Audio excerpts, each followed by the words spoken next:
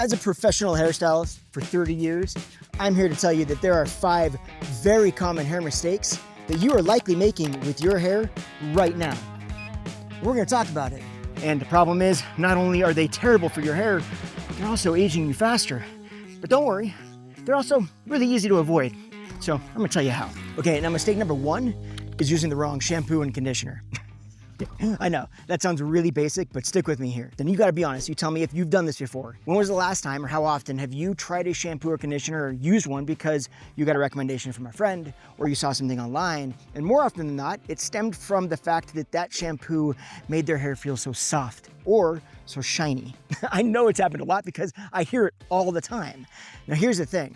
Now this is true for everybody. Everybody needs to use a shampoo and conditioner that gives their specific hair what their hair needs. But as we age, especially over 40, there are a lot of other factors involved that make that even far more important. Now, your hair is likely changing. It is changing, and it's likely getting drier in that change, and that happens for a multitude of different reasons, partly because of textural changes due to hormonal changes, because of potential color changes. Maybe you're trying to cover grays, and now we're using stronger colors more often, that's drying your hair out. Or like many of us, maybe your scalp is just producing, or your skin even is producing less oil. And as it produces less oil, your hair isn't getting the amount of nutrients that it's used to, and maybe that it needs. And therefore, using a shampoo and conditioner that, let's say for instance, your hair used to produce too much oil and you were trying to cut that oil out with a stronger shampoo, then maybe you're using that same shampoo because that's what you've always used, and now it's taking out the little bit of oil and nutrients that you have that your hair absolutely needs. So what we want to do is make sure that we're using a shampoo that's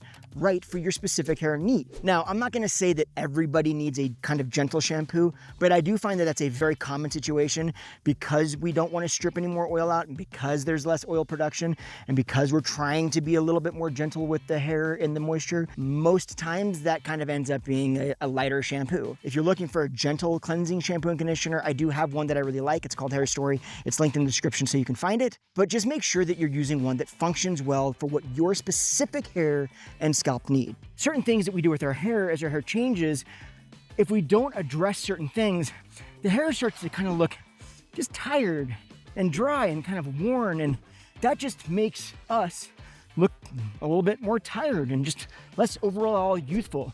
So it isn't about looking a specific age, it's just about looking the best and most youthful and vibrant you can at whatever age you are. Now, I am going to be sharing not just tips about kind of shampoo and stuff, but we're also going to be talking about hairstyles, kind of things that you should be thinking about, but we'll get to that in just a second. Okay, now mistake number 2 kind of piggybacks off of mistake number 1, and that is not changing up your shampooing and conditioning habits based on the fact that your hair is changing in texture. So what I see all the time is people kind of get used to doing a specific thing. You get in the habit of shampooing your hair a certain way, a certain amount of times in a week, and you don't take into consideration how your hair texture changes and how that may require that you modify your shampooing schedule or process. Now, it may be, like I said before, that your hair is all of a sudden now becoming a bit drier. Your scalp isn't producing as much oil, you've got all the other things kind of going on, and now you're still shampooing your hair every day because that's kind of what you just did when your hair was producing more oil or too much oil. Well, now that over amount of shampooing is actually drying your hair out. And so if we actually modified that and took into consideration your specific hair texture now, then you wouldn't have to shampoo it as often. In fact, you shouldn't shampoo it as often. Now, this could also have something to do with the fact that maybe you shampoo from roots to ends because that's just kind of what you've always done, not realizing that in many cases, that's actually not a good idea, but especially if your hair is drier on the midshaft and the ends, you definitely don't want to shampoo that and strip any of the oils that your hair needs that are present more often than you absolutely have to. So you always shampoo the roots and then leave the midshaft and ends as well as you can out of the situation. Realistically, they're still going to get clean because it's really hard to just shampoo the roots. So there's going to be a little bit of fall off that lands through the midshaft and ends, and that's fine. That's kind of all it needs if your hair is on the drier side. Now I'm going to stay here to do number 3 because let's be honest, that view doesn't, well, doesn't suck.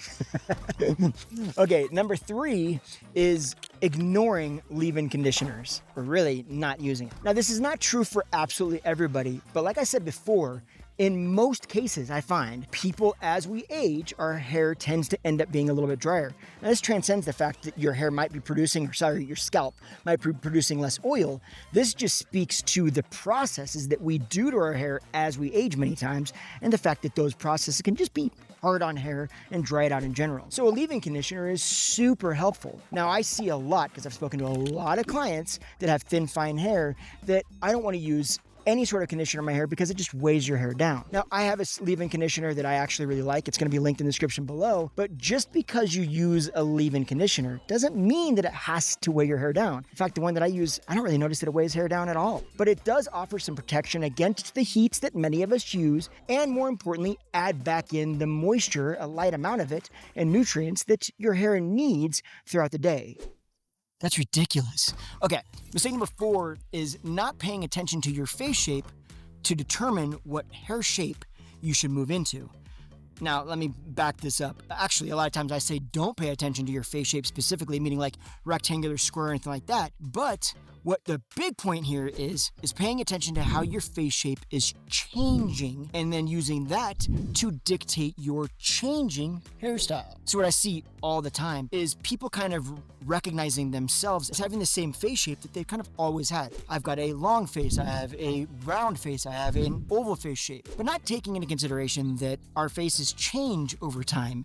And that's why I typically actually say don't move into trying to figure out if your face is square, round, rectangular, whatever, and instead try to figure out what you like about your face or what you don't like about your face that you either want to draw attention to or away from. Because realistically, most people's faces a little bit of a couple of different shapes.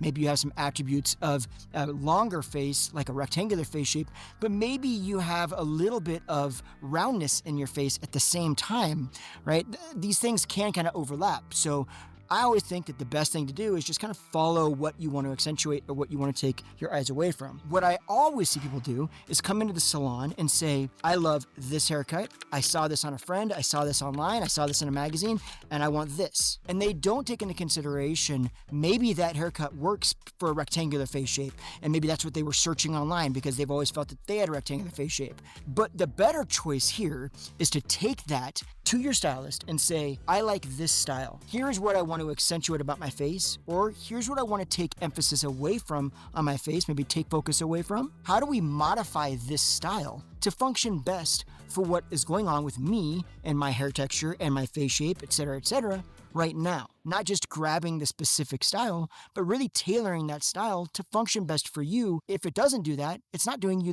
nearly the service that it could. Okay, number 5 is probably one of the most common things. And I've seen this a lot in the online consultations that I've done recently, as well as some of the makeovers that I've been doing.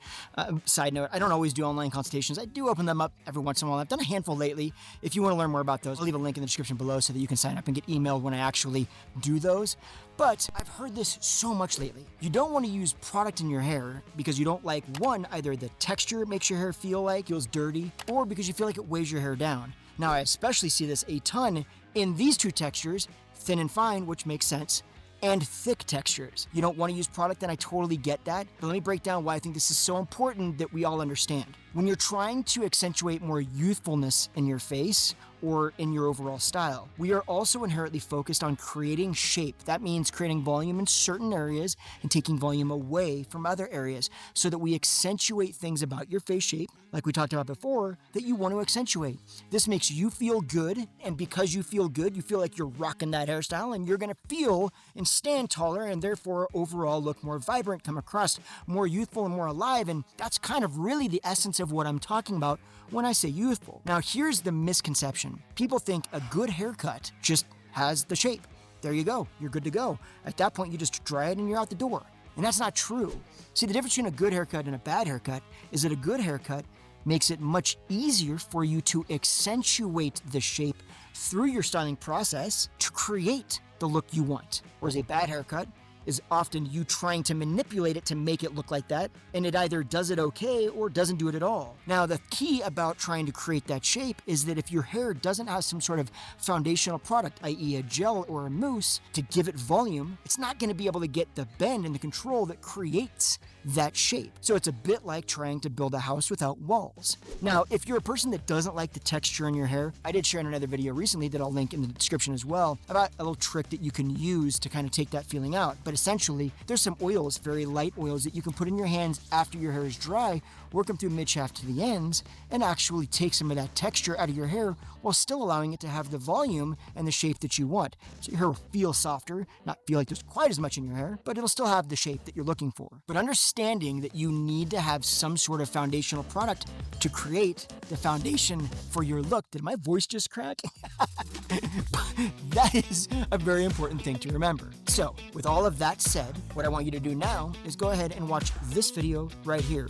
We're going to talk more about all of this great stuff. You're going to learn more, and while you do that, I'll probably be over there, but realistically, I'll be right here, enjoying that view that doesn't suck. And side note, if you've been around the channel for a while and you're still around for this video, you know that I say that view doesn't suck a lot. I hope you also know that that is not a statement. It's a message. And in fact, I made an entire video that explains exactly what that message is, because it's never been about this. So a couple weeks from now, that one's gonna drop. You're gonna see it on my channel. Watch it.